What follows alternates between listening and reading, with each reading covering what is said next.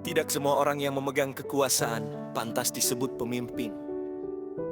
Sebagian hanya berhasil duduk di kursi jabatan, namun gagal memahami arti tanggung jawab yang menyertainya. Sejak dahulu, manusia selalu membutuhkan pemimpin. Bukan sekadar seseorang yang memberi perintah, tetapi sosok yang mampu menghadirkan rasa aman, keadilan, dan harapan. Pemimpin sejati tidak berdiri lebih tinggi dari rakyatnya. Ia berdiri di tengah mereka.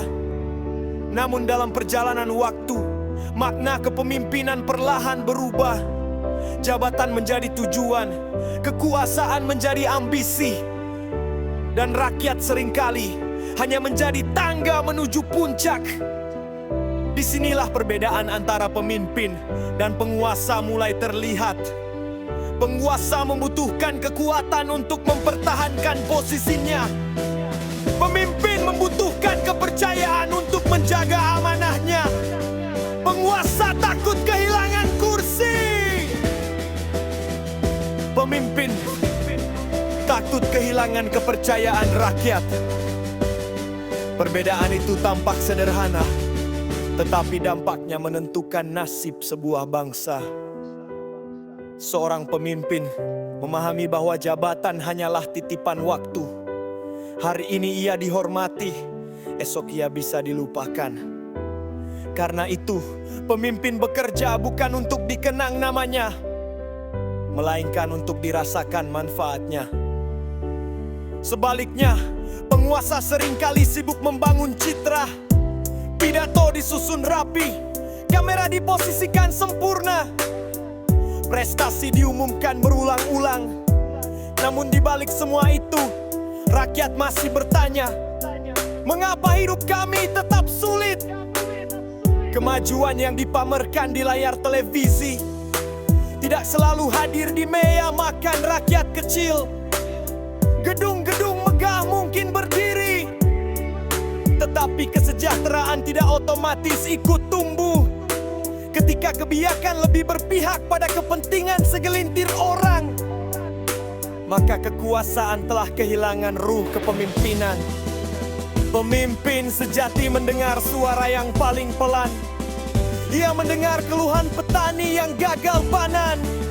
Ia memahami kegelisahan buruh yang kehilangan pekerjaan. Ia merasakan kecemasan orang tua yang tidak mampu membayar pendidikan anaknya.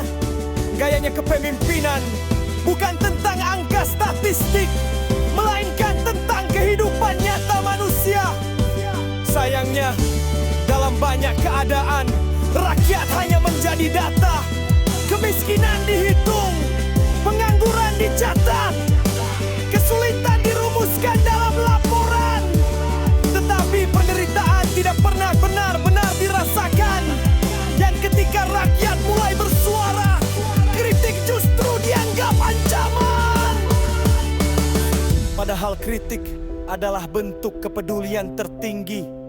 Rakyat yang masih mengkritik berarti masih berharap. Bangsa yang berbahaya bukanlah bangsa yang penuh kritik, melainkan bangsa yang rakyatnya telah putus asa untuk berbicara. Kekuasaan memiliki godaan besar. Ia mampu membuat seseorang lupa dari mana ia berasal.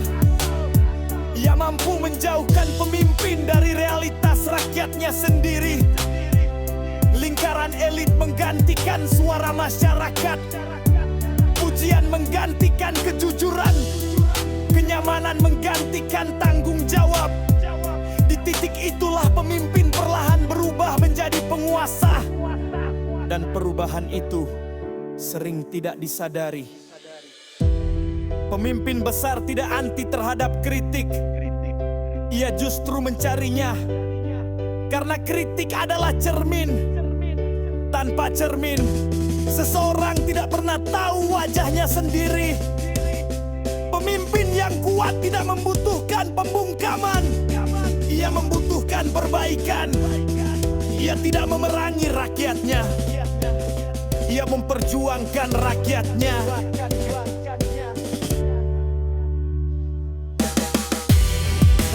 sesungguhnya tidak menuntut kesempurnaan.